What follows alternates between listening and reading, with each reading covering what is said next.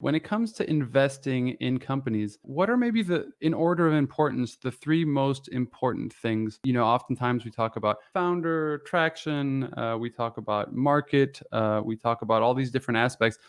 For you personally, or for the company that you're investing from, how do you view these different categories, and what's the most important?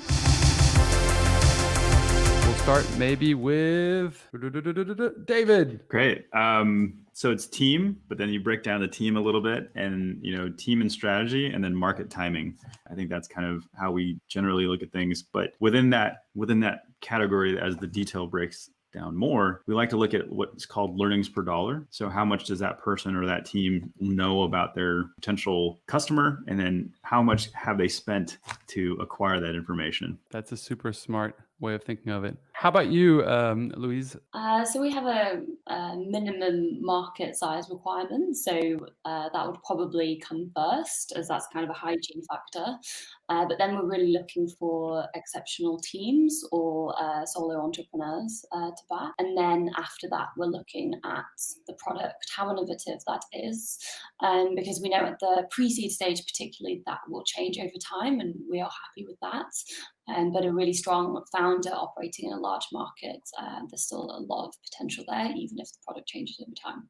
Manuel, do you have any thoughts on that? Yeah, so we look for B2B, basically. We always need to be able to understand the market somewhat, at least, understand the business. Otherwise,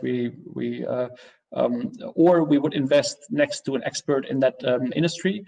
And then it's basically team. And we want to see some way have they executed, and how have they executed so far, and then what do we bring to the table, and then it's a discussion, basically. No, I like that a lot, because I think that investors who think that way, they also think, well, it's great that you're doing an amazing job, but how, is partnering with us a good move in terms of the sense that we feel like we can participate towards your growth, and a lot more VCs and a lot more people are understanding the value for entrepreneurs to really be kind of more of an active investor. Some people are willing to just write a check. Other people are very involved in the business. I think that's something that entrepreneurs absolutely should understand.